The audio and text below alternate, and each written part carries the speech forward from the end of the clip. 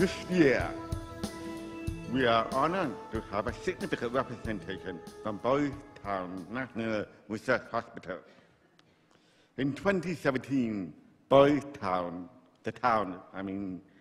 celebrated 100 years in helping children with disability, including hearing loss. Thanks to pioneers like the late Patrick Buhusa. In 1994, Dr. Buhusa wrote a paper deploying the absence of people with hearing loss doing research in the auditory science. I'm pleased to tell you that since then, more than 60 people with hearing loss worldwide are now conducting high-level research in auditory neuroscience.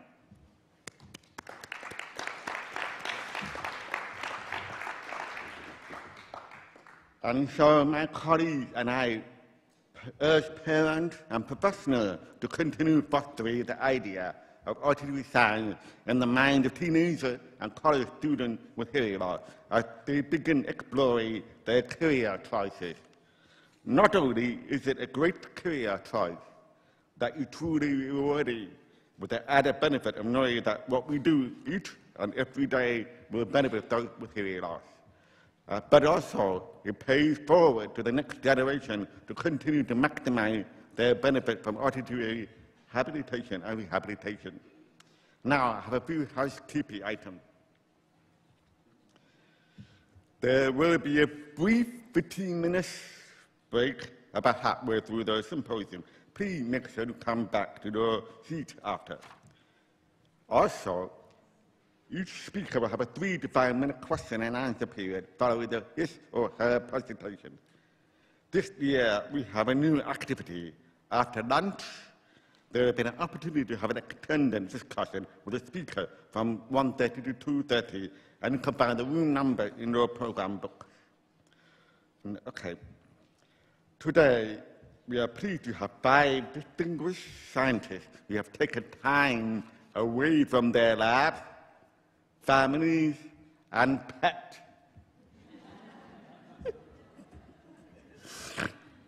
to share with their research with you. To provide an overview, Professor Matthew Cooper has kindly stepped in. Dr. Cooper obtained a bachelor's degree in physics from Hope College and a master's and doctorate degree in physics from Michigan State University. After a few years at the University of Wisconsin-Madison, he now teaches at the University of Maryland at College Park. Please join me in welcoming Matt to the podium.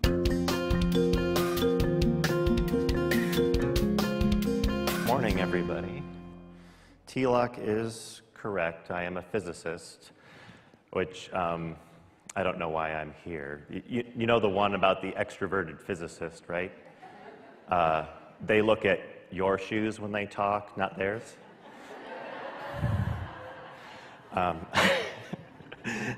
Okay, so I'm going to talk to you a little bit about binaural hearing. This is a session on the binaural brain and how we hear with 2 ears and what advantages that gives to us.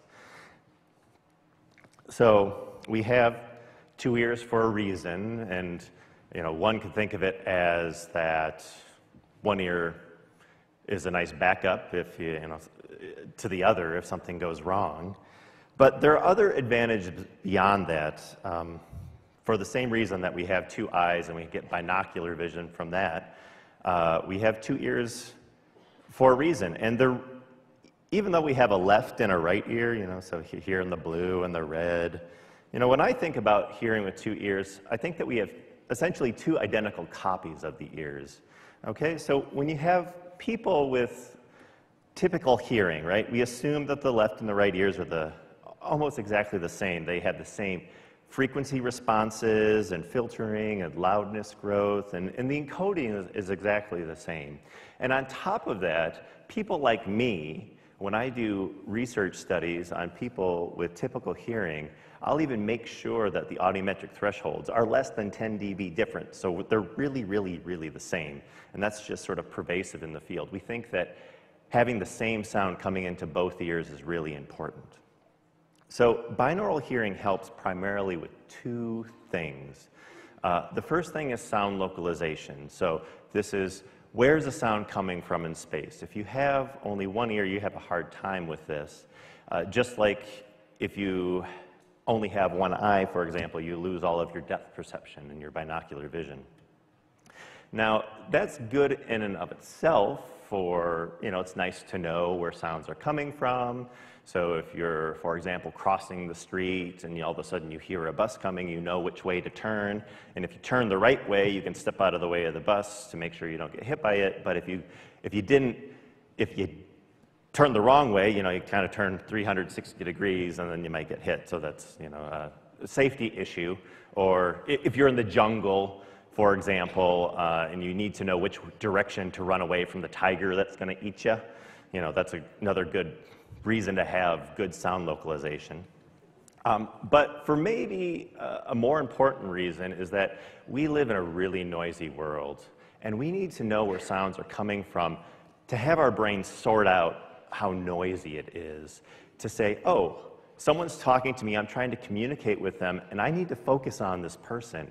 And it's like you can pull out a spotlight, okay, and say, I'm paying attention to this person, and all the other sounds are diminished. And that's a really important function of binaural hearing. So I'll talk about the research actually at the end of the session, but I'm just going to kind of talk about the basics of how the binaural hearing system works initially, so I can kind of set the stage for everybody else, since it's not something that everybody thinks about on a daily basis like I do. Okay, so when we think of sound localization, you can kind of think about it in three different dimensions. You have the horizontal plane, okay, so that's around you. This is the left-right direction, so it's this kind of blue circle here. That's the most important dimension for us. We need to know if someone's talking to us from the left or the right, and who's taking our order at the dinner table and whatnot. A little less important is the vertical plane. That is a completely different set of auditory encoding, and we're not usually talking to people who are above or below us. So it's not as important. And then there's also the distance dimension. We're actually not very good at judging distance except for telling how loud something is. It's not that important compared to left and right. So what we do when a sound is coming from a direction, so say this is me and maybe 30 or 40 years after I've lost all my hair. A sound's coming from the left over here, and what happens is the sound is going to travel to both the ears. I think about this from a physics standpoint. The speed of sound is about 344 meters per second. That's how fast it travels. And so it gets to the left ear a little bit sooner than the right ear. So we can kind of show that. Since it takes a little bit more time, since it's a little farther in distance, it takes a little more time, and we call that an intraoral time difference. Okay? Our head is about a millisecond wide if a sound's coming from the very side. So our brain needs to be able to detect differences in time between the ears less than a millisecond. Actually, we're so good at this, it can be down to 10 microseconds, which is actually hard to make a device that actually can do microseconds, millionths of a second. So that's one thing. And if we look at the signals between the ears, let's say there's this sound and this is the waveform. This is the pressure over time that's being produced. And then over here, we can see it's delayed. It's a little bit later, and our brain can detect that and encode that. But that isn't the only thing. There's another part to this. You can see that the amplitude, or how high this sound goes up and down, is diminished on the right side compared to the left. So this is my head getting in the way and making it quieter on the far ear. So this is an intraoral level difference. And this combination of intraoral time differences, or ITDs, and intraoral level differences, these are the things that our brain is encoding to tell where sounds are coming from in the horizontal plane. Is it in front? Is it to the left? Is it to the right? How far?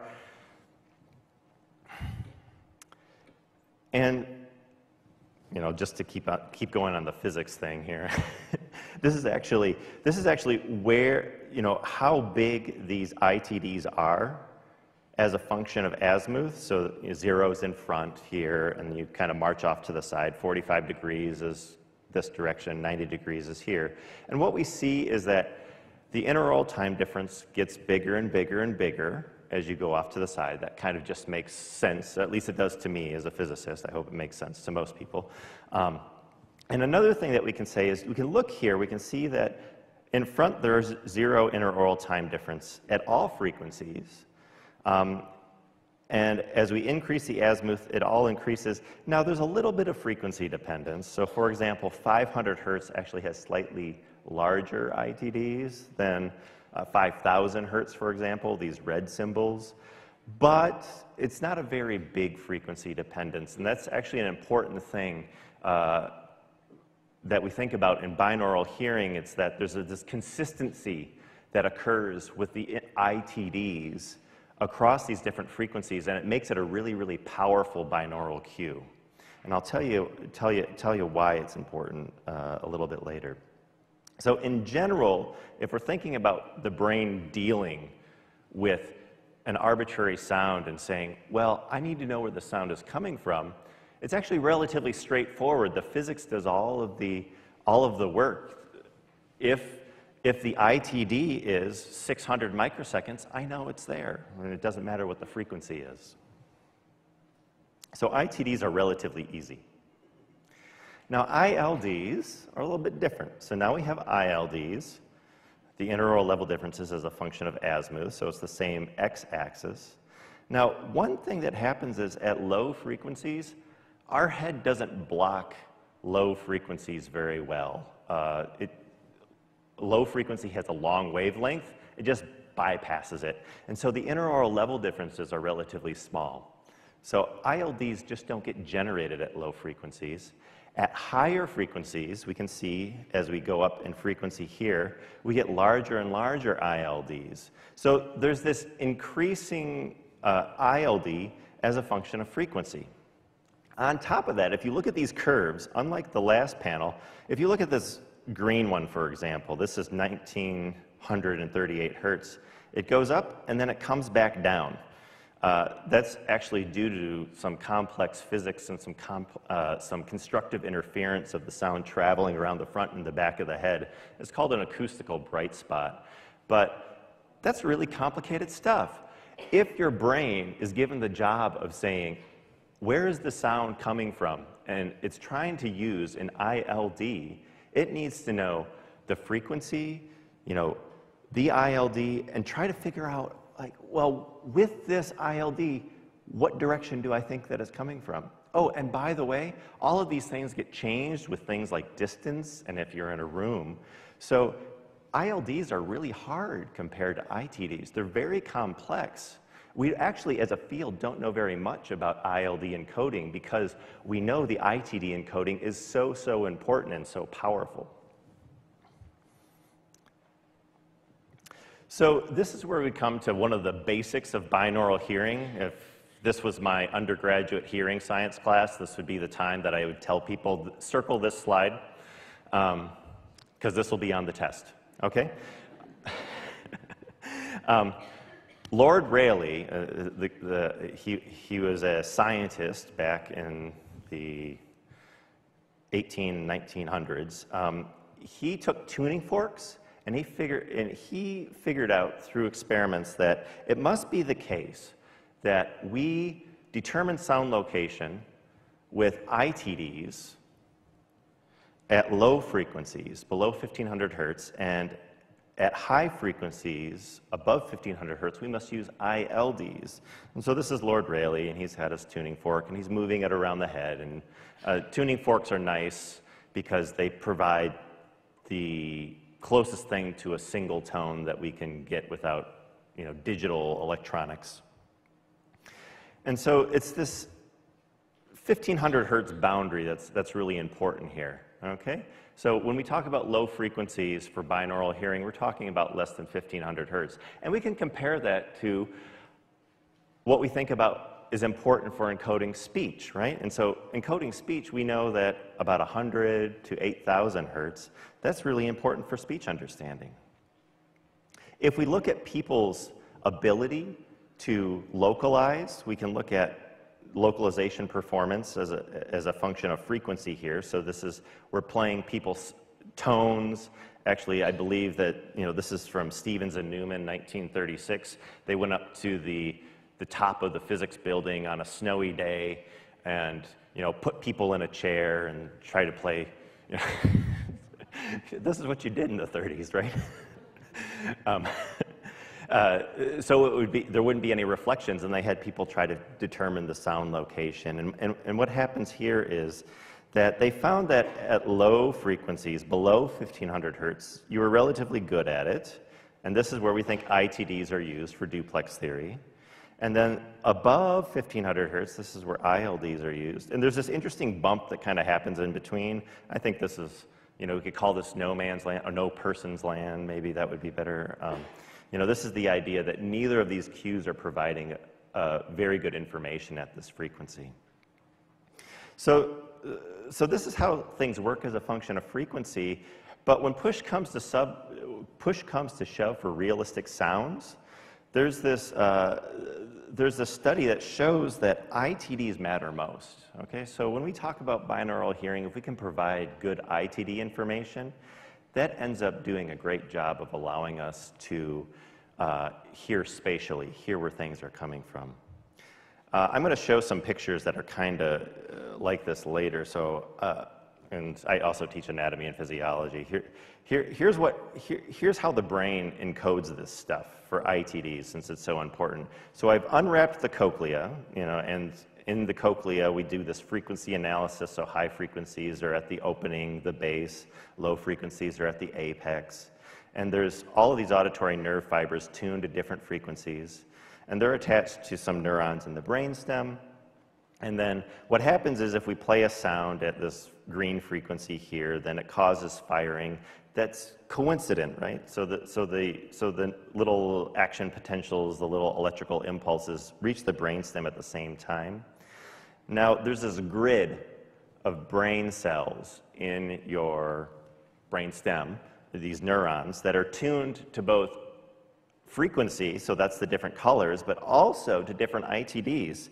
And so as these little electrical potentials come in, at the point at which they coincide, that's when a neuron will fire. This is sort of like the idea with, to make these neurons fire, you need 2 AA batteries, not just one. So it's, this is the point at which there are 2 AA batteries, giving this neuron enough power to send information up to the higher centers and tell us where the sound's coming from. And just for illustration, we can do a sound off to the side, so you can see that the action potentials are leading in the left side now, and that causes a different neuron now over here to fire, and that gives us good information about where the sound is coming from. So for the first part here, sound localization, what you need to know is the horizontal plane is the most important direction when it comes to localizing sounds. That's why we have 2 ears. And this is done through ITDs and ILDs. They're generated by the head. And then there's this duplex theory that says that ITDs matter most below 1500 hertz. ILDs are used at above 1500 hertz. We've got these great neurons that are color-coded, like I just showed, that work by having matched frequencies, and then they're also tuned to different ITDs. And then humans primarily use those ITDs to localize, okay? And I'm going to make the argument here that that makes a lot of sense to me because ITDs are encoded in such a more simple and straightforward way than the ILDs. It makes sense for a system to rely on a cue that's consistent and reliable. Okay, so that's the first part. Where are sounds? But there can be lots of sounds, right? So say this is my grandma. It's actually not, but let's say she's at a dinner table and she's trying to talk to, here's me eating at the table, and here's some other person. I don't know who this lady is, and it's pretty clear that grandma wants to pay attention to this person I don't know and ignore me. That happens to me a lot in social situations. And so what happens is this female talker is producing sound. She's talking, and the sound reaching grandma's ears here is exactly the same between the two sides. And so that means there's 0 ITD and 0 ILD. Okay? In contrast, here's me, and you know, when I'm talking, I have an ITD over to the right and an ILD. But, you know, this is a restaurant, so, you know, it's a happening place. So there's some music over here, and this has its own ITD and ILD. Oh, and then they're cooking over here, right? And so there's this sound going on. And, you know, maybe there's a fan because it's summer and it's hot, right?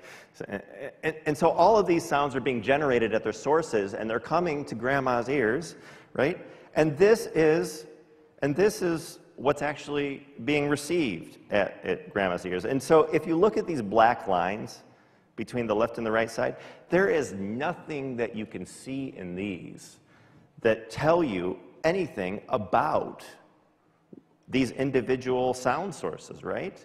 And this is the second slide from the lecture. This will be on the test, right? Okay. This is amazing. Okay? It is amazing from the standpoint that these black waveforms, these are the acoustics going into your ears. And yet our brain has no problem pulling apart the individual pieces to generate all of these different sounds that are perceived at different places in space. And so through that, then we can say, oh, I want to pay attention to the person in front of me. I want to pay attention to this person talking, and I can diminish everything else going on around me. Okay? And so, yeah, that's a really amazing thing. I mean, a lot of research goes into how we can do that from something that is so complicated to get into the ears and to get pulled apart. So we can talk about 3 different types of spatial cues. So I've kind of simplified the situation a little bit. So say we have a talker in front. That's the red line here. That's the same between the two sides. And then we have a talker off to the side like this. And so one thing that happens if you look, this blue line in the right ear, not only is it delayed in time, but it's also smaller. So that means that over in the right ear, the far ear in this situation, we get something called head shadow. So this is one of the components that help you hear in noise. Your head just blocks sound from one side or the other, and therefore there's going to be an ear that has actually more energy for the target than the interferer, and so we call that a better signal-to-noise ratio or a better SNR. And that tends to be about 6 dB of help. Now there's also this this other thing where we get 2 ears is better than 1. It's just that the brain is encoding things in twice as many neurons, and so that helps a little bit too. It's a smaller improvement, and that's called binaural summation or redundancy, and that's about 1 dB. And then there's this last part here that's called unmasking or squelch, and that's all the stuff that's happening in the brain, the perceiving sounds at different locations. That can give you, it's a range, but I'll say it's about 6 decibels too. So, you know, that can be quite a big improvement depending on the levels of the sounds. But this is the part where I hear a sound coming from in front of me, I'm paying attention to that. I'm pulling out my spotlight, focusing on that, and turning everything else down. Okay, so these are kind of like the 3 pieces of helping you understand speech and noise. Okay, so big summary here, okay? Get ready for the quiz. It's coming at the break, okay? Binaural hearing, we have 2 ears because of sound localization, right? That's one thing. And sound localization works on this idea of duplex theory, that intraoral time differences work at low frequencies and intraoral level differences work at high frequencies. And it's the dominant cue. ITDs are the dominant cue for this. That's what us humans use. And it's probably because they're kind of straightforward encoding from the physics. And the other thing that we want help with is speech understanding and noise, noisy environments, right? So we get these 3 components of help: head shadow, summation, and squelch, or this kind of unmasking thing. And all of this helps in the process of taking very complicated signals from two microphones, your ears, and then pulling them apart. You know, this is still kind of a fascinating and amazing ability that I think of the brain. And so that is why we have two ears. And then some of the talks today will talk about spatial hearing. And so that's what I got.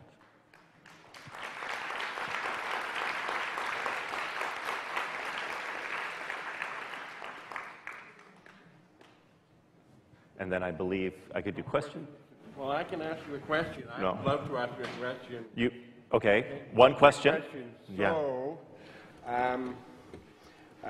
so is it possible for those who wear two devices, one in each ear, can those devices, what is the threshold of the interaural time differences that those devices can detect? Is it 1 millisecond like we can do in typical hearing people, or is it a much larger threshold? Right. Okay. So like I was saying before, we can detect very, very small interaural time differences, and so the question is, how does it work for someone who might be using hearing-assisted devices? Okay. So if we go back to the very beginning of the talk, under the assumption that the ears are complete copies of each other, someone with hearing-assisted devices don't have ears that are exact copies of each other. So there's the physiology, you know, the actual ear part, but also the devices too. And all of those add some distortions.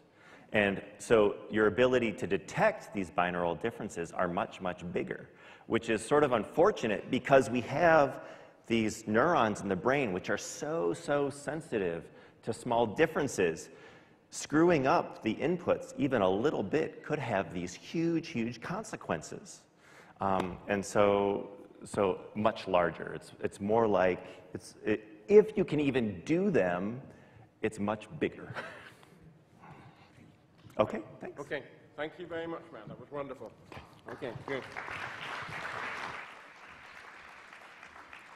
So that's a challenge for the manufacturers out there to improve and make those thresholds to match those that we get in nature. So moving on to our next speaker, Professor Barbara Cohn. She obtained her bachelor's degree and her master's degree in speech and hearing sciences at the University of California at Santa Barbara, and she obtained her PhD in communication disorders at the University of Texas at Dallas. She has made the short trip here from the University of Arizona, where she has been on the faculty at the Department of Speech, Language and Hearing Sciences since 2001. Please join me in welcoming Professor Barbara to the stage.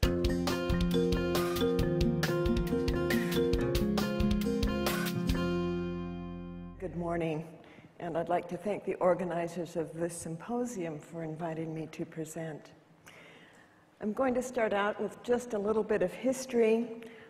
You see pictured here Dr. Hallowell Davis, who is known as the father or grandfather of evoked response audiometry. And he's generally credited with bringing evoked potentials into audiology for the purpose of understanding and testing infants and young children with hearing loss. But in fact, it was his wife at the time, Pauline Davis, who published the first paper on cortical auditory evoked potentials in humans. And I'd like to give credit to the numerous women who have led the field in the application of cortical auditory evoked potentials for the purpose of hearing disorders. And in the 1960s and 70s, we have Ann Barnett and Dr. Isabel Rappin. And from the 1990s to today, we have such luminaries as Nina Kraus, Anu Sharma, Kelly Tremblay, Peggy Oates-Korczak, Suzanne Purdy, Julia Wunderlich, Jill First, and let's see, I'll go through them again. Shuman Hay, Isabel Rappin, Suzanne Purdy, Nina Kraus, Anu Sharma, Susan Small, Kelly Tremblay, Brett Martin, Peggy Oates-Korczak, Carolyn Brown, Julia Wunderlich, and who could that be? Back in 1976. I haven't changed a bit, but I was testing a baby. That's what I do. Okay, so I am not going to talk about binaural hearing until the very end, but I would like to talk to you about the work that I have done in using cortical auditory evoked potentials for testing very young infants, in this case with all normal hearing. But I'd like to show you how we can use cortical auditory evoked potentials, I hope, translated into clinical procedures. So in work that we did about about 8 years ago now, my AUD student and I, Richard Whitaker and I, tested 36 infants who had a mean age of 8 months. And our purpose in this research was to determine, could we get good speech evoked potentials using not only pure tones, but the Ling speech sounds. Because we figured, well, gosh, Ling speech sounds are used every day by parents and clinicians to do a quick check of how a child is receiving sound. And we thought, well, wouldn't it be nice to have a evoked potential method that we could use for this? So we did test our infants using tone bursts at 500, 1,000, 2,000, and 4,000 hertz. And we also used speech tokens a, e, u, o, sh in our testing as well. Now, one of the innovations in this cortical evoked potential testing is we tested infants while they were awake. So my graduate student, when I was in Australia, Julia Wunderlich, showed us that yes, we can get very good cortical evoked potentials, very reliable evoked potentials from infants and young children, infants sitting in a high chair and being distracted with toys, young toddlers sitting at a table manipulating small toys. So the other trick that we do in our work is we present our stimuli at a very slow rate, one every 2 seconds or even slower. If those of you who have looked at evoked potential research, particularly cortical evoked potential research, will know that in a lot of applications, people are presenting stimuli at twice per second, okay? When you can get a response at 2 times per second, and I'll show you that later on, but to get very clear evoked potentials from a very immature brain, the slower you go, the better it looks. So these are examples of cortical evoked potentials from an awake baby who, in response to the speech sound ah, and what you can see here is this evoked potential from the cortex consists of 3 components, a P1 component at around 150 milliseconds, an N1 component at around 200 milliseconds, and a P2 component at around 300 milliseconds. Now, these latencies of this cortical evoked potential are 50 to 150 milliseconds longer than what you'd see in an adult tested at the same levels. But when you play your stimuli at a slow rate, you see this large negativity. Now, those of you who read audiology textbooks or electrophysiology textbooks, they'll say, well, the N1 isn't present until a child is 5 or 10 years of age. That is true at a very fast rate of stimulation. When you slow the rate down to 1 every 2 seconds or 1 every 5 seconds, you can see an N1 potential. So here is our N1 potential recorded as a function of stimulus level, and this is in dB/SPL. And you can see here that for this infant, we had a response to ah at a level as low as 40 dB/SPL.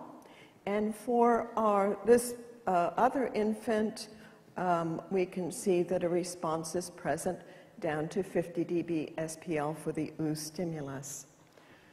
And here are some additional examples of cortical evoked potentials for an oo sound in an infant, an ah sound in an infant, and an M sound in an infant. And again, you can see at suprathreshold levels, we have very clear P1 and 1 P2 components, and then of course the amplitude decreases. The latency doesn't change that much, but the amplitude decreases. I'd like you to see that in this case we have responses present at 35 dB/SPL for oo, in this case 30 dB/SPL for ah, and in this case 45 dB/SPL for an M stimulus. You can see how repeatable these responses are even in an awake infant who is sitting in a high chair. So that gave us encouragement, and we said, golly, we can get very nice cortical evoked potentials, both at suprathreshold levels and then at levels close to threshold. And so what we did is we looked at our cortical evoked potentials. We said, how many times do we get a P1 component, an N1 component, and a P2 component as a function of level, 30, 40, 50, 60, and 70 dB/SPL. And what I'd like you to see here for the P1 component, dark bars are the percent present for adults. The light bars are the percent present for infants. And what you should notice is well, here, even at the lower level, we get a somewhat better response from the infants. But overall, there's no difference in the percent of responses that we get as a function of level between adults and infants. And in fact, for suprathreshold levels of 50 dB and above, we've got over 90% presence in all test conditions. So that says to me, oh, this could be done clinically because most of these infants have good responses. So our next analysis that we did is we wanted to see how does the amplitude of the evoked response change with level. We know it gets bigger, so with level.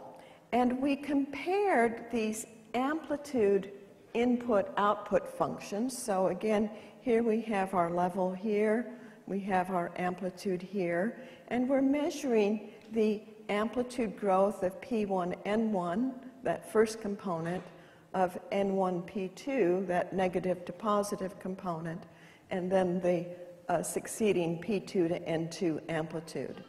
And what I'd like you to notice in this, except for the P1, this is adult P1, anything in purple is adult and anything in red is infant, is look at how similar these input-output functions are for adults and infants. So we're getting the same type of growth function as we increase level as we get in adults. So again, this is saying to me, well, we know that the inner ear and is mature in the first 6 months of life.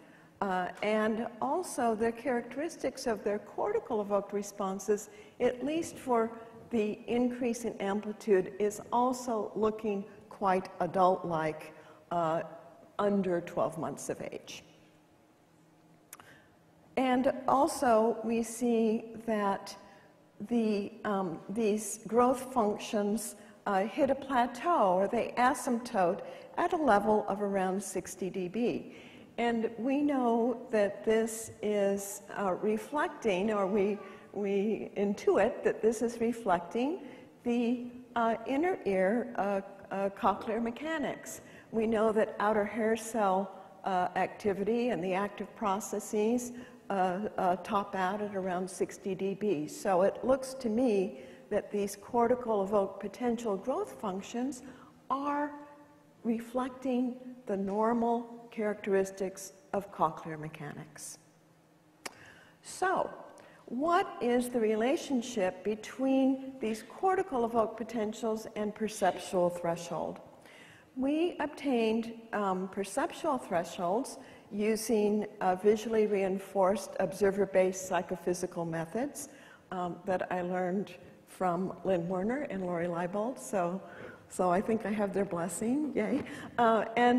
This procedure, of course, is very similar to that for visual reinforcement audiometry, although you have less observer bias because the observer, the one who's saying did a response occur or not, is masked as to the nature of whether it's a test trial or a control trial. So it really keeps you honest. So here we have our perceptual thresholds in adults in the green for U, E, A, O, Sh, S. And you can see that they are 20 dB SPL or below. By the way, all of these were presented in sound field. All the testing I do is in sound field. And then here are our perceptual thresholds in infants for the same stimuli. And they're elevated by about 20 dB compared to adults. This is not a big surprise. We see this all the time in our behavioral testing. So here is the adult pure tone average based on our testing, our pure tone testing. Here is our infant pure tone average. So you can see that our responses to these speech tokens is elevated, our perceptual thresholds for the speech tokens are elevated with respect to their pure tone thresholds, which we also determined using visually reinforced observer-based psychophysics. Here is our average cortical evoked potential threshold in infants. So we find cortical evoked potentials at levels lower than we do for our perceptual thresholds. This should remind you of auditory brainstem responses, where in infants we also obtain ABR thresholds lower than we do perceptual thresholds. So our cortical evoked potentials, at least at this age, in infants between the ages of 4 and 12 months, we're seeing things like we see in the ABR, at least in terms of threshold. But we find that our cortical evoked potentials for tones in speech are found at levels close to those for click evoked ABR, so 40 dB peak equivalent SPL, or for tone evoked auditory steady state responses. But cortical evoked potentials at these levels can be more readily discriminated from the EEG background noise than you see with ABR or ASSR. Trust me on this one, I know, I've done the research.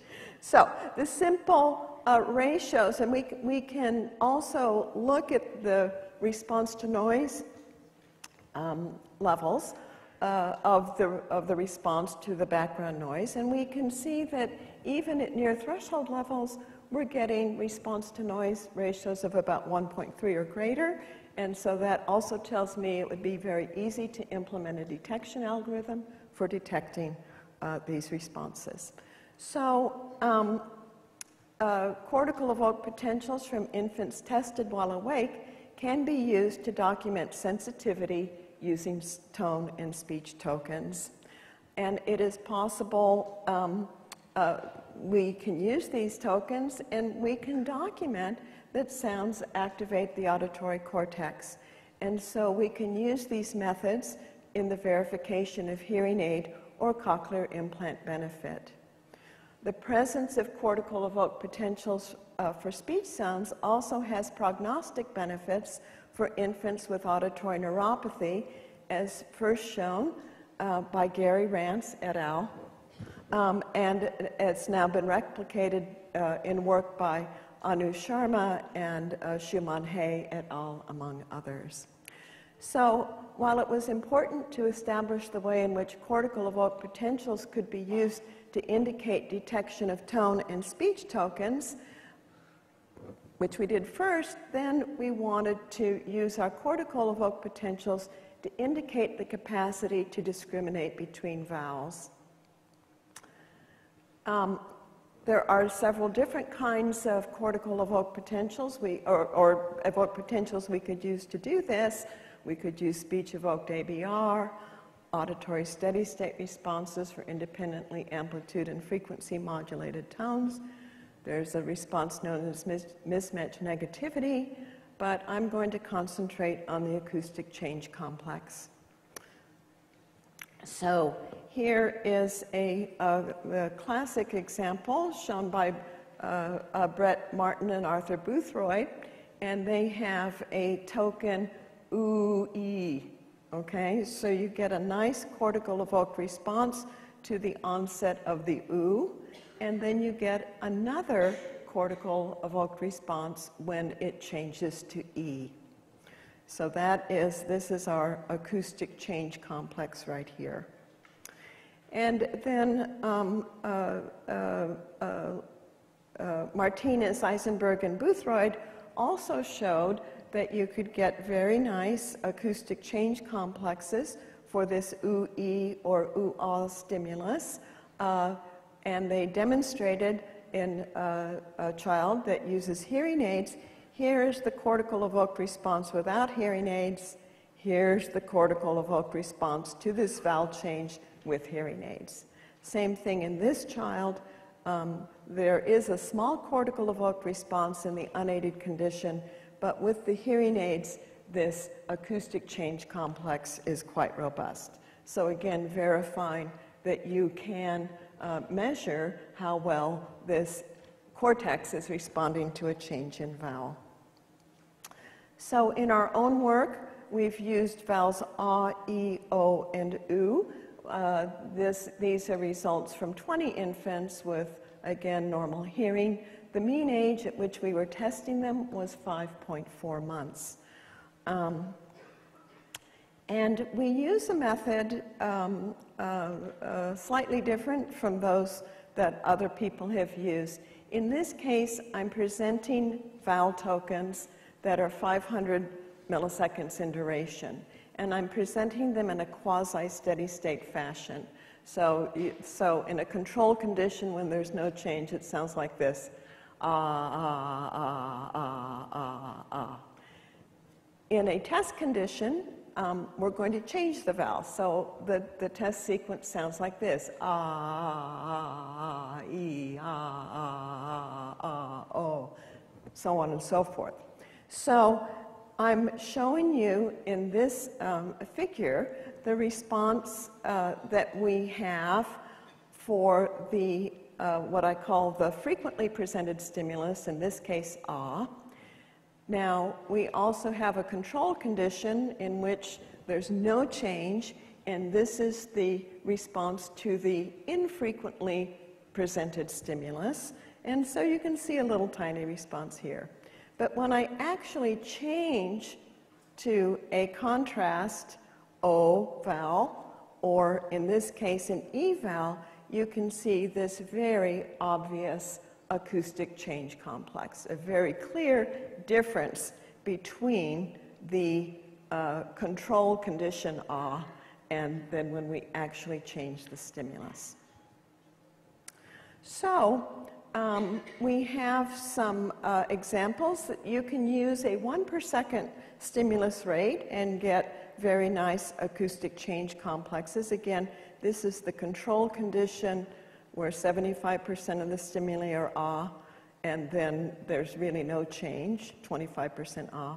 But when you change the actual vowel type from ah to e to o or to oo, you get a nice acoustic change complex. And here at the 2 per second rate, we also get an acoustic change complex.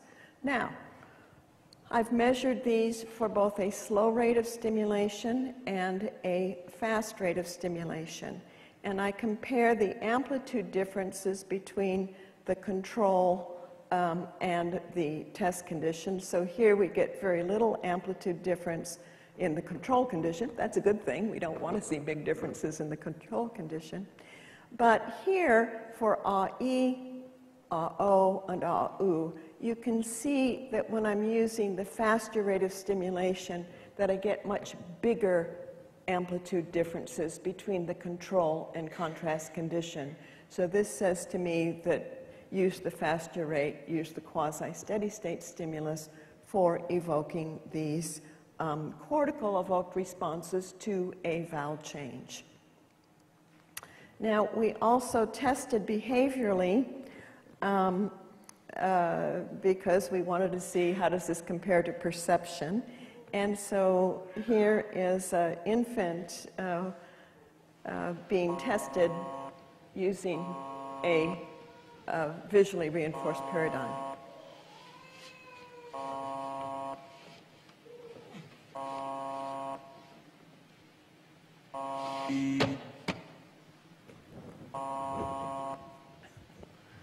He's seen a cartoon.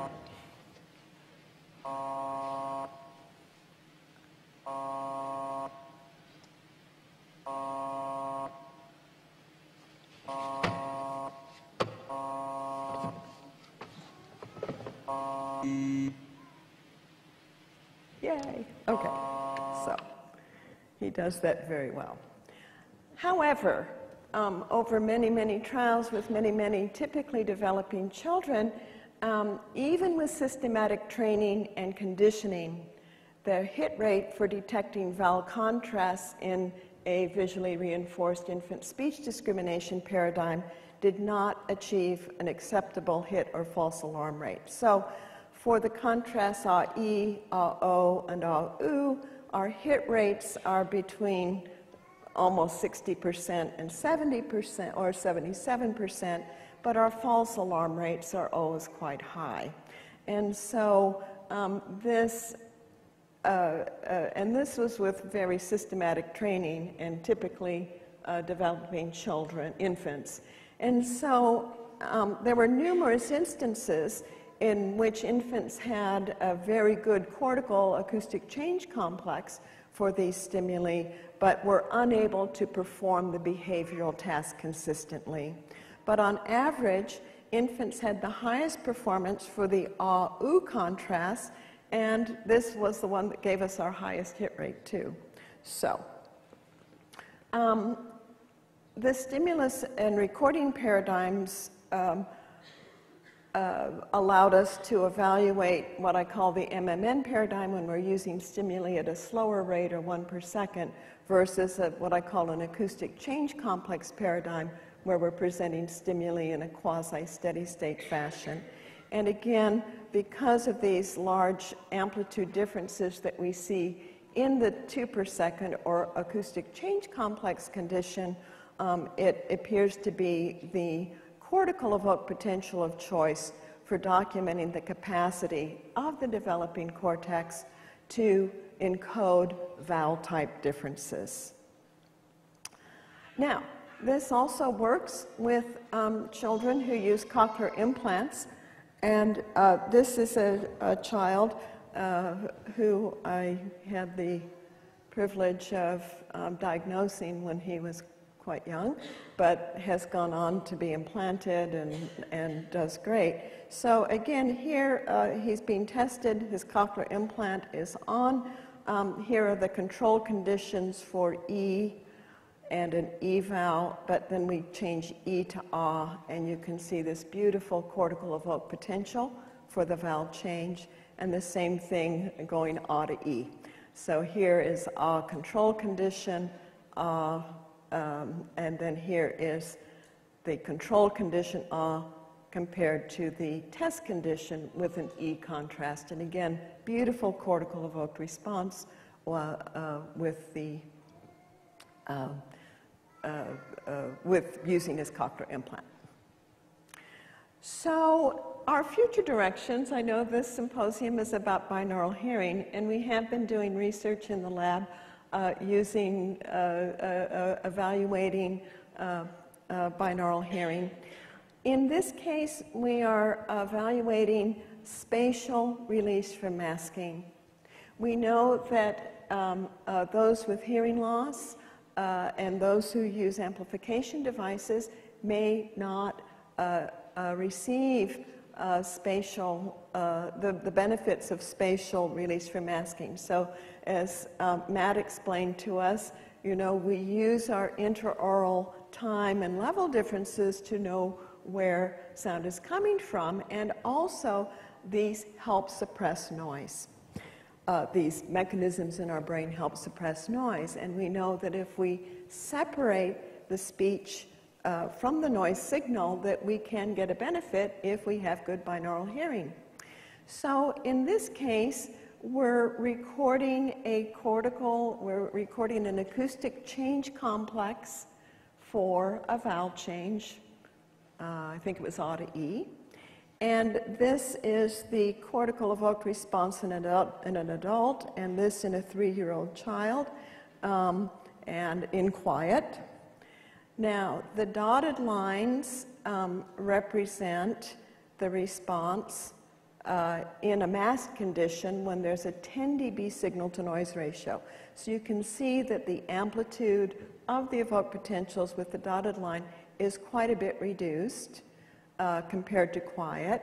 But then when we move the noise to one side, you can see that we get a return of amplitude and normal latency in our cortical evoked responses.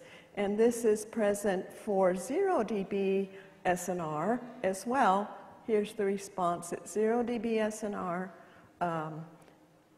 when the noise and speech are co-located. And then here is the benefit of spatial release when we move the sound to one side. So we can see that even in a 3-year-old that we do get some spatial release from masking. Qualitatively, you can see that this is maybe less spatial release from masking in the child than in the adult. And of course, there are big questions about development of spatial release from masking. Some people think that this is mature early on, some think not. We don't know all that much about infants with hearing loss who use hearing aids. So this is where we're going in our research, is to investigate the development of spatial release from masking, and also to evaluate this spatial release from masking using our cortical electrophysiology in infants, in children, and also in adults with hearing loss who are using hearing aids. We want to test the adults with hearing loss who use hearing aids first before we move this technique into our infants and children with hearing loss who use hearing aids. We got to figure out what's going on first. So that is the story from the Arizona Human Electrophysiology and Auditory Development Lab, and I invite any questions that you might have. We have a little bit of extra time.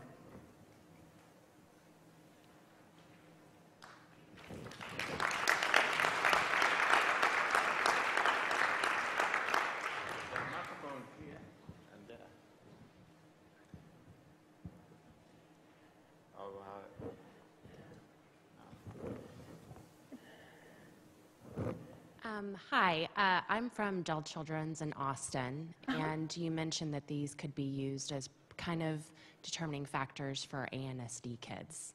Yes. And I know that that is a very large question. Yes, okay. So, very good. Thank you for that question. So what we see, so early on, I'll tell a story about Gary Rance, who's wonderful and fantastic in every way.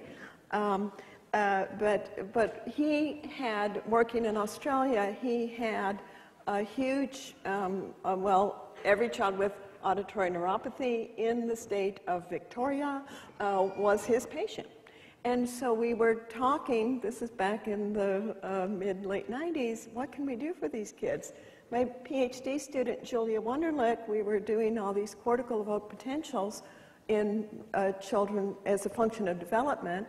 And I said, let's try to record a cortical evoked potential in these children with auditory neuropathy. I couldn't believe the results, because what we did is we did the cortical evoked potential tests. We sent, and we did that in children with auditory neuropathy and sensory neural hearing loss. We sent the waveforms to 2 experts at cortical evoked potentials, Richard Dowell and Phil Rickards, and they didn't know the status of the child. They just scored whether the responses were present or absent. And what we found is that that 60% of the children with auditory neuropathy who did not have an ABR had cortical evoked potentials. These were the children who also had the best results via speech perception with their hearing aids or cochlear implants. And so there was no relationship between the age of the child and their degree of pure tone hearing loss and the speech perception and the speech perception results. But it was highly correlated with the presence, or their speech perception results were highly correlated with whether they had a cortical evoked response present or not. Now, this has been, again, shown now in larger groups of kids by Anu Sharma and Shuman Hay, who has been doing a lot of beautiful work on acoustic change complex in children with auditory neuropathy who use implants, and it's quite exciting work. But I would say that what we need to do for our children with auditory neuropathy, would be very beneficial to record the cortical evoked response to speech sounds or pure tones. Now, I'm not confident at this point on whether we could do threshold testing in a child with auditory neuropathy using cortical evoked responses. We don't have data on whether they have more reliable thresholds with cortical evoked responses than they show perceptually. But if you can get a cortical evoked response for a suprathreshold stimulus, again, you say, well, at least there's enough synchrony in this auditory system. Not enough synchrony at the brainstem level, but enough synchrony at the level of the cortex that the cortex is receiving some sound stimulation. So, okay, thank you. Our next speaker is Professor Ryan Mccreary. Professor Mccreary received a bachelor's degree in audiology from the University of Northern Colorado and earned a master's and doctorate degree in human science from the University of Nebraska-Lincoln. Since 2004, he has worked at the Bardstown National Research Hospital, where he's now the director for the Center for Audiology. Please join me in welcoming Dr. Mccreary to the stage.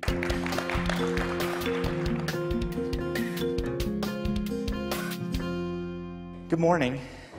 My name is Ryan Mccreary, and I'm the Director of Research at Bardstown National Research Hospital in Omaha, Nebraska.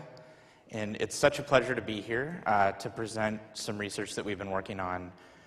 My career started out as a pediatric audiologist, and so the title of my talk was inspired by a question that I would get from parents all the time when I would see children who were newly identified with hearing loss, and so that's sort of what inspired this talk today. Before I get started, I just want to acknowledge the funding that we received for the research that I'm going to talk about from the National Institutes of Health, as well as the funding I get from Bardstown National Research Hospital for my job, and A.G. Bell for inviting me to be part of this symposium.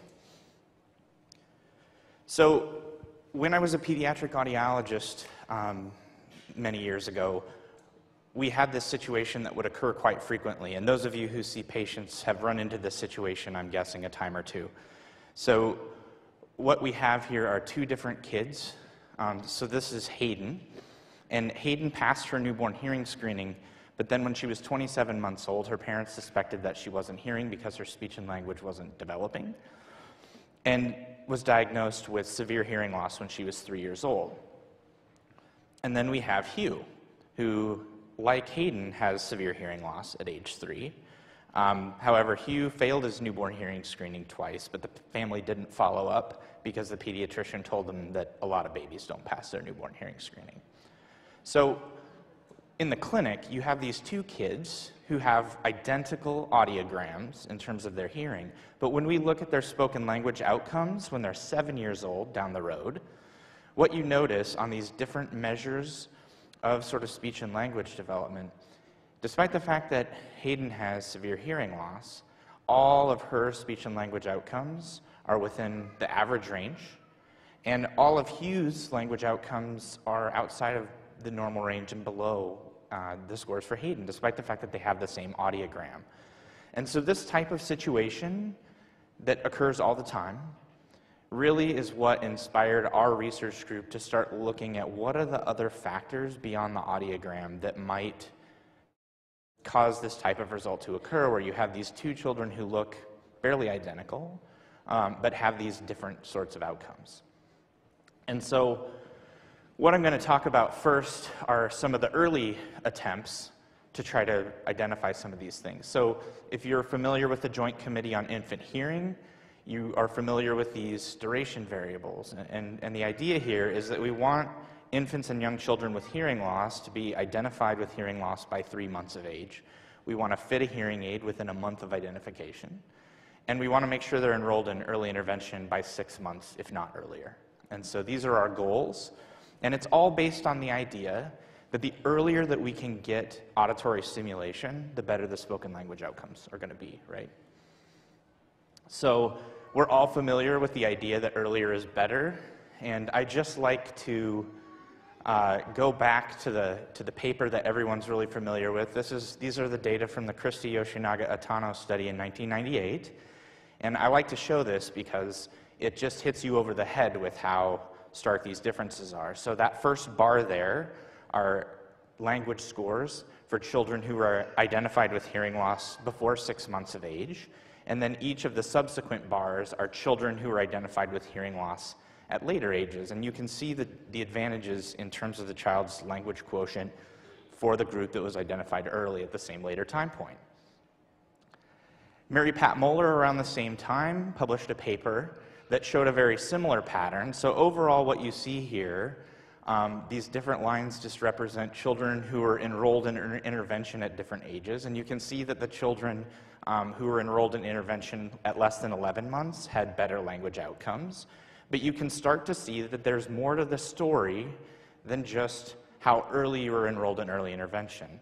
So the different lines there represent scores for parents in terms of the language input that they provided to their child. So the line with the black circles are parents that provided a lot of rich linguistic context for their children. And the other symbols represent families who scored lower on that dimension. And so what you can see is that there's some protection here for children who were later identified when you have families that are highly involved and highly, stimulating their child with a lot of language. So this was exciting because as a parent, you can imagine it's a very frustrating message to have a child who's later identified and hear from the professionals that the outcomes are going to be worse, when we can show them this data and say, but you can help your child. And this is where parental involvement is so important. So when we think about children who use a cochlear implant, you think about the time before they get the cochlear implant, and they have very limited residual hearing for the most part. And then when you give them a cochlear implant, it's sort of like turning on a light switch, right? And that sort of thinking has really affected how we think about children who wear hearing aids as well. But as we'll talk about, we can't make those assumptions necessarily about children who wear hearing aids. So one of the assumptions that I want to challenge today is this idea that all that matters is how long you've worn your device. Okay, so when we talk about early age of identification, and we talk about children who are identified earlier, the assumption is that the child is using their device all the time and that that device is well fitted. I can already hear people laughing, and I'm assuming it's the parents in the room who are saying, no, that doesn't happen. But those of you who serve children who are deaf and hard of hearing know that it can be really challenging to get babies to wear their hearing aids. And so in the research that we're doing, we're trying to challenge this assumption because we know that there's a lot of variability in how much children are wearing their hearing aids and how well those hearing aids are restoring access. So this is probably a fair assumption with children who use cochlear implants because we know that there's this sort of stark contrast between what they get with and without the device. The other thing to think about is a lot of the studies that found big advantages for early identification and late identification were occurring in this interesting period of time around 2000 when you had children who were identified through newborn hearing screening because they were born in a hospital that had newborn hearing screening. But maybe their neighbor was born at a different hospital who didn't have newborn hearing screening. So it was a unique point in time where you could ethically compare children who had access to newborn hearing screening versus kids who didn't have access to newborn hearing screening. So this distribution that you see here on the screen sort of represents what identification of hearing loss was like for children before newborn hearing screening. So that first bump, which occurs about a year, were the children who had severe or profound hearing loss, who were identified because they just weren't producing a lot of verbal language at a year. And that second bigger hump represents the kids who had moderate or mild hearing loss, who had more subtle difficulties, and so they weren't identified sometimes until they entered school. So you had these two sort of groups of kids, but when you look at the data now, because of universal newborn hearing screening, so these are data from our study, you can see the vast majority of children in our study were fitted with hearing aids before they were 6 months old. So this is wonderful. This is huge progress. But what do you think this does to our ability to compare children who are early and later identified? We can't, because the children who are later identified are a very small number of kids, and they're extremely different than the children that we used to consider late identified. So our current group of late identified kids, some of them pass their newborn hearing screening because they have mild hearing loss, or they may have late onset hearing loss. So they may have periods of time where they have normal hearing and have auditory experience. So this later identified group is really different now than what it used to be. And it means that in our research, we can't look at these duration variables anymore because almost everyone is early identified. So this is excellent progress, but as a researcher, this is really challenging because we've taken away sort of one of the variables that we would look at in the past to try to explain differences in outcomes. So I like to show this slide at this point only because I think it reinforces this idea that duration variables are not sort of a predetermined destiny. So these are language growth curves for children between 2 years of age and 6 years of age. So each line represents a group of children based on their age of identification. So the kids who are in the black circles are children who are identified at less than 6 months of age, the open circles 6 to 12 months of age, and so forth. So if you have a child with normal hearing, their language score during this period of time, because it's a standard score, is going to be just that solid line at 100 that's at the very top. So children with normal hearing would just be a flat line. But what you can see is that these children are closing the gap with their peers with normal hearing. And at 2 years of age, the children who are later identified do look poorer than their peers who are identified early. But what you can see is by the time those kids are 6 years old, those differences are very minimal. And in fact, if you look at the statistical difference, there's no statistical difference there. Now, this doesn't mean that we shouldn't try to identify kids early, but this means if we can't, for some reason, that it doesn't mean that these kids aren't going to catch up. Okay, so this is really good, and it shows that the intervention that we're doing to help these kids can be really beneficial. So what do we do now? Well, there have been some really good attempts to look at what we're going to call demographic factors. So these are things like degree of hearing loss, socioeconomic status, whether or not the child has an additional disability beyond hearing loss, and cochlear implants. These are all really good things to look at, and they're important for us to remember as providers, But at the same time, there's nothing that we can do about any of these things, right? If a child's a candidate for a cochlear implant or not, if the child has an additional disability or not, these are not things that as professionals we can control. And so if you look at these variables, it's highly predictable. You wouldn't have to have a grant from NIH to predict these things, right?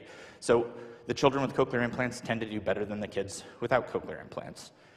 The kids with additional disabilities, surprisingly or not, do more poorly than the kids without additional disabilities.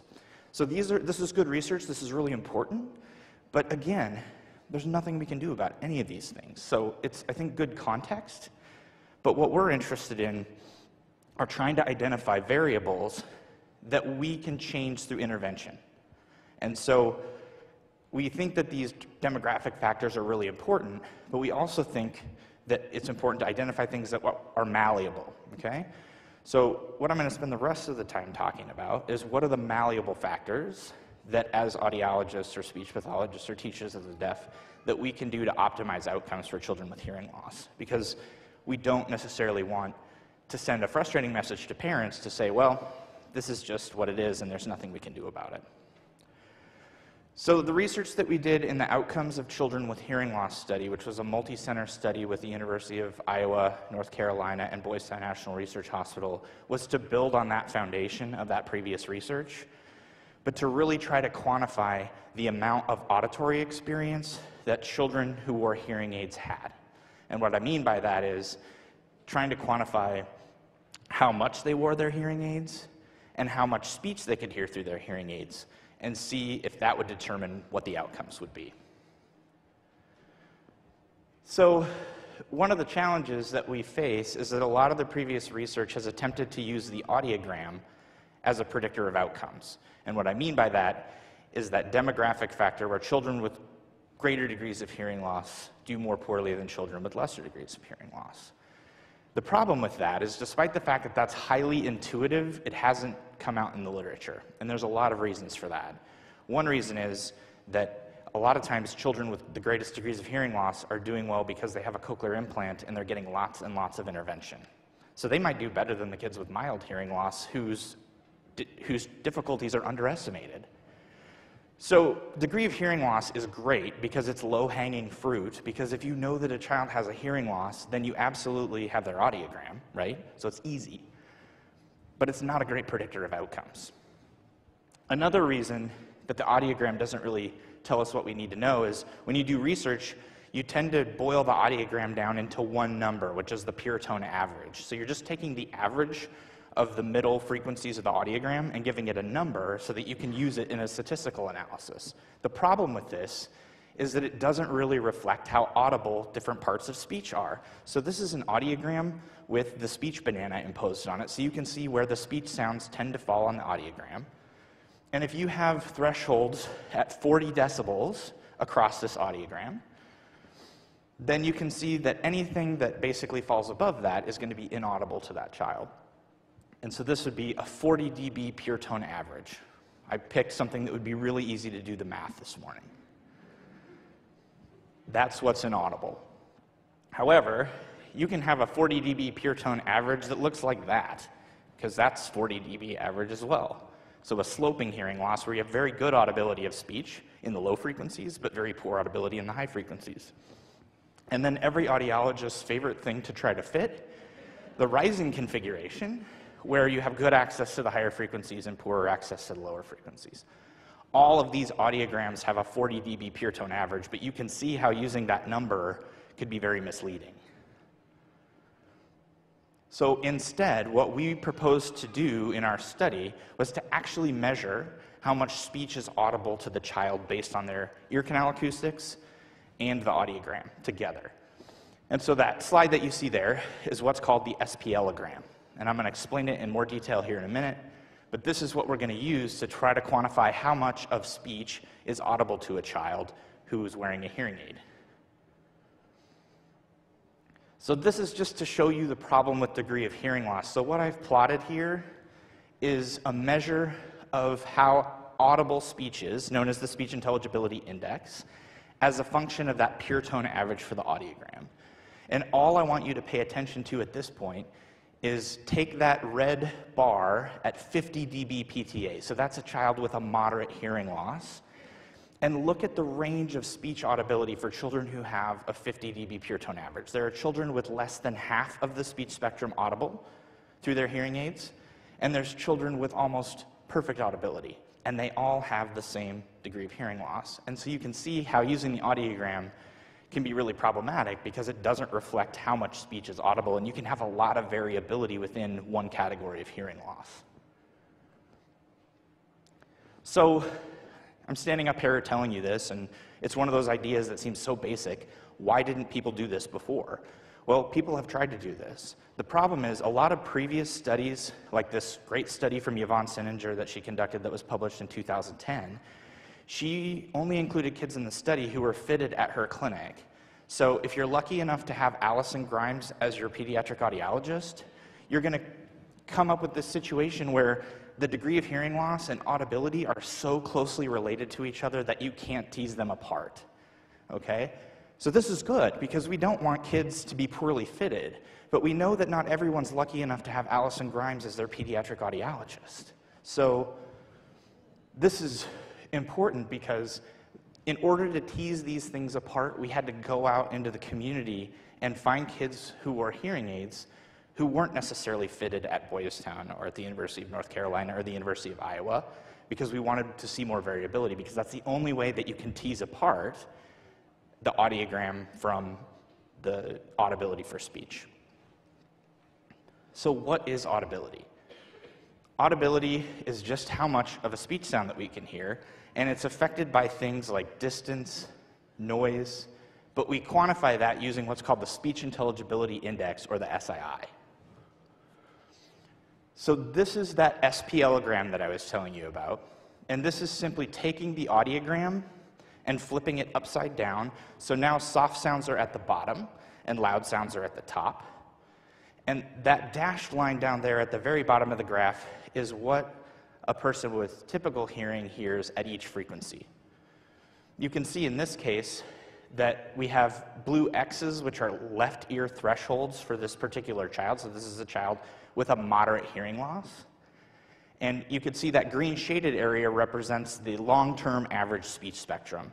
So that just represents the energy for speech over everyone's favorite thing, the carrot passage. And we measure that in the child's ear canal or in a coupler that's designed to mimic the child's ear canal so that we can tell, for this child's hearing loss, how much of speech it falls above those thresholds. So we simply break it down into different frequency bands, and each of those frequency bands has a different amount of speech information in it. And so we take the amount that is audible above the thresholds, and then we multiply that by how important that band is, and that gives us a number between 0 and 100 that allows us to estimate the proportion of speech that's audible for that child for an average speech signal. So it's a great way to quantify with the audiogram and the child's ear canal acoustics how much sound they're able to hear through their hearing aid. You can use the Speech Intelligibility Index, of course, with hearing aids, and we call that the Aided Speech Intelligibility Index.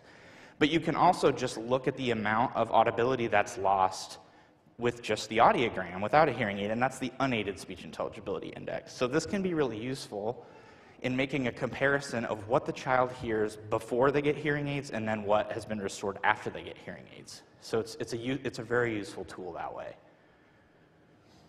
So our hypothesis in our study was, if we look at kids over time, we hope that the kids who have the best audibility through their hearing aids are the kids who have the best outcomes after we control for how much hearing loss they have. Now, if we hadn't found that, that would have been really bad.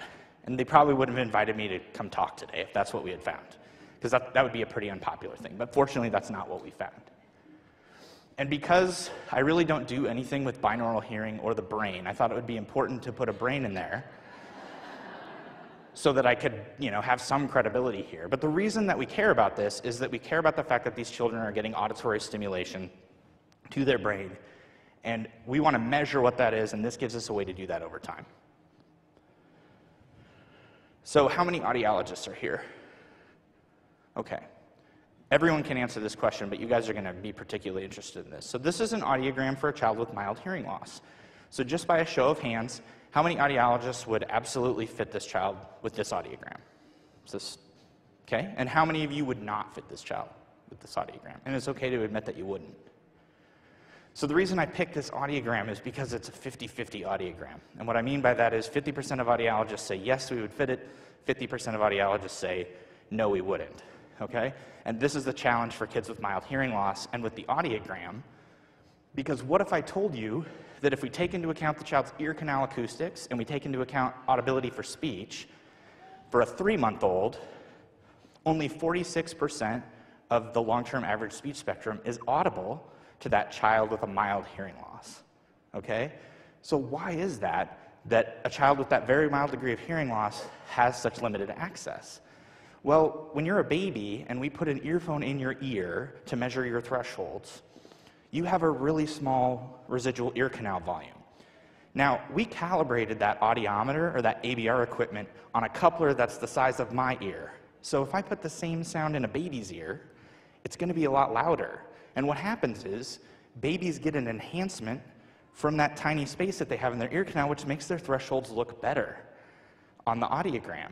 But when you take out the advantage that they get by subtracting out their ear canal acoustics, their hearing is worse than you would expect because it's not a mild hearing loss. They're getting an enhancement of their ear canal acoustics. And when you look at how much speech is audible, it's less than half of the speech spectrum. So what I'm hoping to try to do is not get rid of the audiogram, because we need to have the audiogram to do the SPLogram. But I think we should probably stop referring to mild hearing loss as mild hearing loss and start talking about it in terms of how much audibility kids are losing. Because I don't know any audiologists who think that a 3-month-old only needs 46% of speech access in order to develop spoken language. So it really changes the conversation around hearing aid candidacy if we move away from the audiogram and start looking specifically at audibility for speech. So some of you are saying, yeah, that baby, tiny ear canals. What about an older kid? Even for a 10-year-old with ear canals that are closer with that audiogram to an adult ear canal, they're still only getting 58% of the speech spectrum audible to them. And I don't know anybody who thinks that that's adequate either.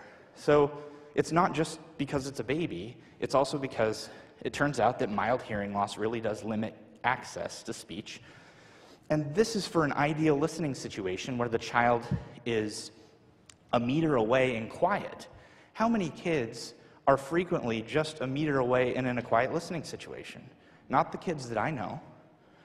So this is the best that it's going to get, in quiet from a meter away. So we really, really have to think about audibility when we're making these decisions about whether or not to fit these kids.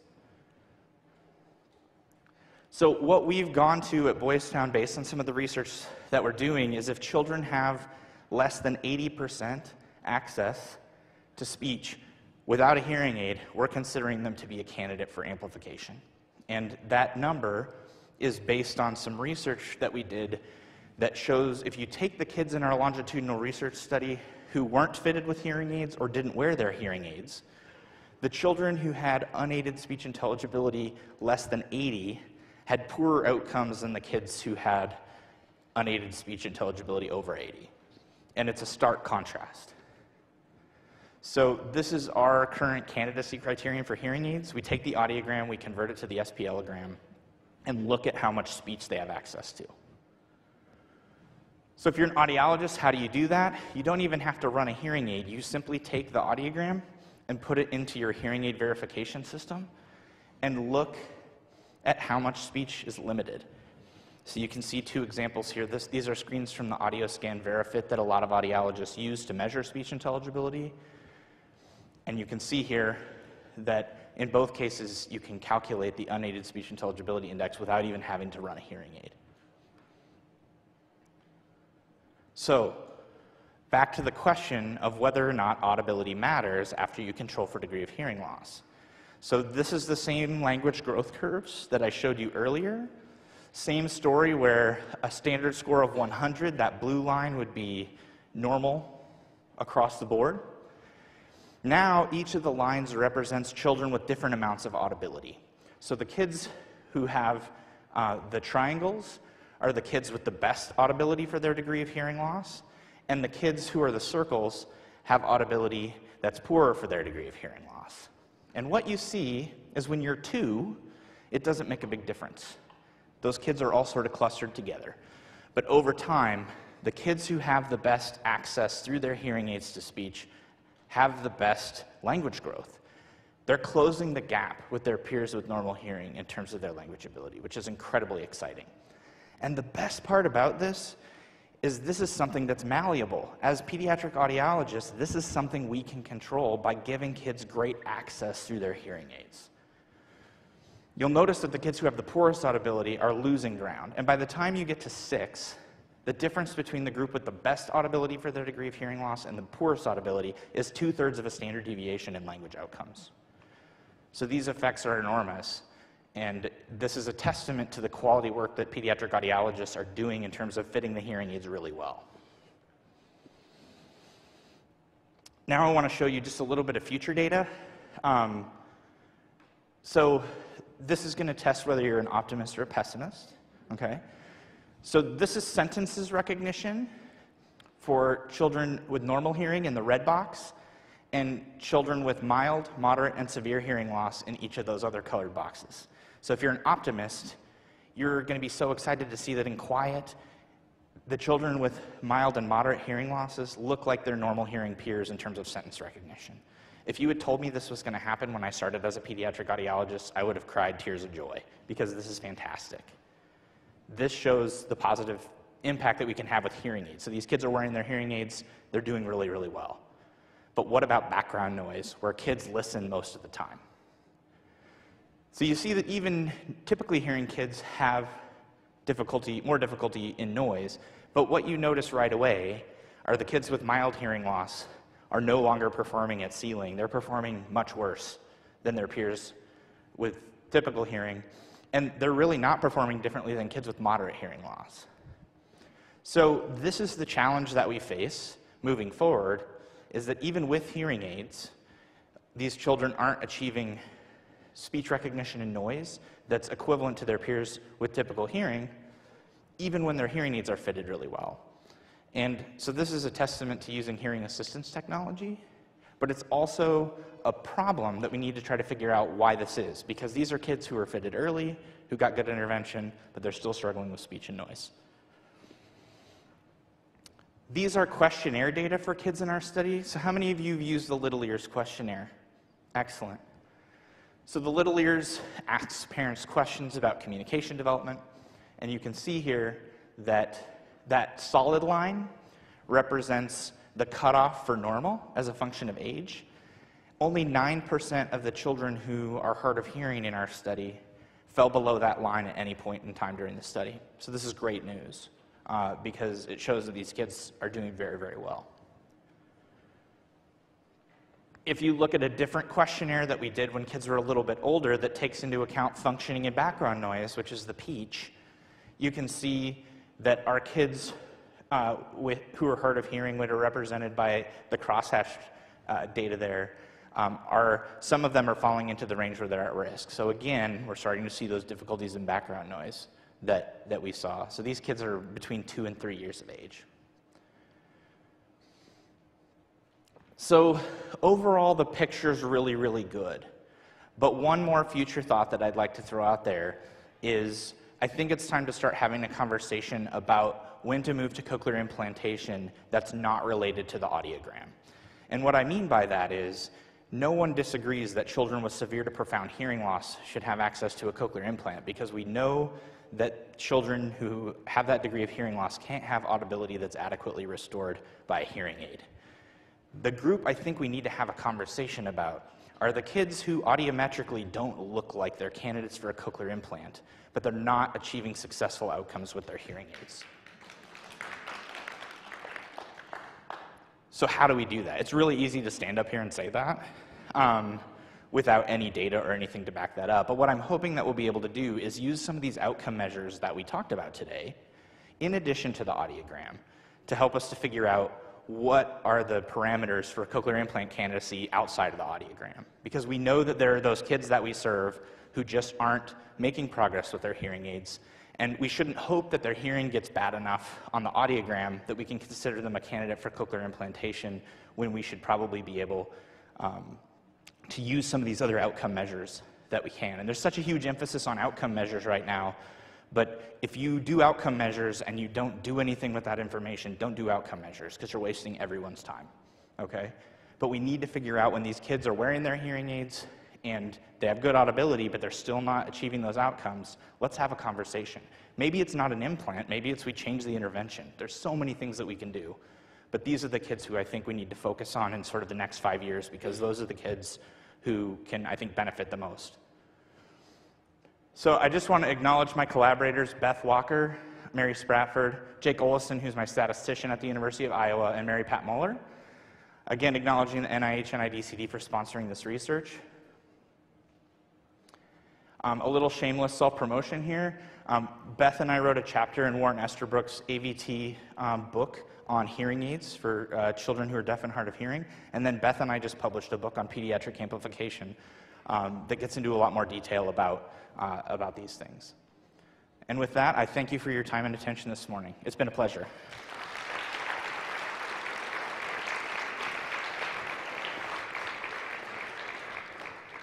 Hold on, Ryan. I have a quick question for you. Are there any other questions in the audience, please, for Ryan? Okay, so Ryan, a quick question. Could you let me know how much those children who have high-frequency hearing loss, say above 1500 hertz, how much does that affect the audibility audiogram that you've been talking about? Yeah, so we know that there are those kids who have limited access in the higher frequencies because of the sloping of their hearing loss. And one of the challenges with the Speech Intelligibility Index, because the high frequencies don't carry as much weight as the middle frequencies, the Speech Intelligibility Index can really underestimate the difficulties that those children will have. And we know from research from one of my mentors, Pat Stelmakowicz, how important that high-frequency information is for speech development. So I'm not suggesting that we only use the Speech Intelligibility Index, and there are situations like exactly what you're talking about where we have to take other factors into account, including what information the child is missing out on. Even if their Speech Intelligibility Index is good, if you don't hear an S sound, which is the third most frequently occurring phoneme and has all of these important linguistic functions, I don't really care what your Speech Intelligibility Index is, because I want you to develop that sound. Super. Thank you. We're putting you in contact. Hi, Ryan. I'm Tammy Bradham, and I'm a great admirer of your work. Thank you very much for being here today.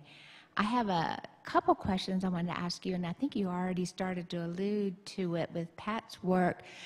Does the system now show 2 SSIs, one for pediatrics and one for adults? Because I think there was some work on that. Yeah, so and you're talking about in the AudioScan Verifit system? Yeah. Yeah, so this is one of those situations where AudioScan, being such a great company, has been really responsive to the need to sort of separate out speech intelligibility for children and adults. I don't necessarily agree with that approach, though, because the calculation really doesn't vary as a function of age, with the exception of ear canal acoustics. So I'm not entirely sure how or why they've decided to separate those things.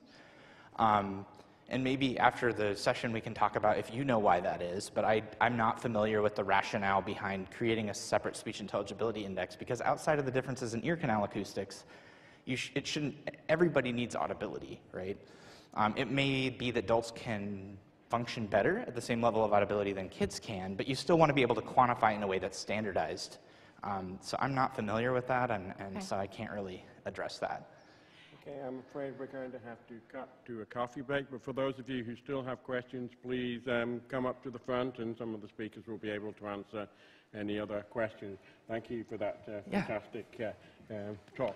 Appreciate it. So we are going to have a coffee break for 15 minutes, and we will all return at about 10 o'clock for restarting the session at 5 minutes past 10.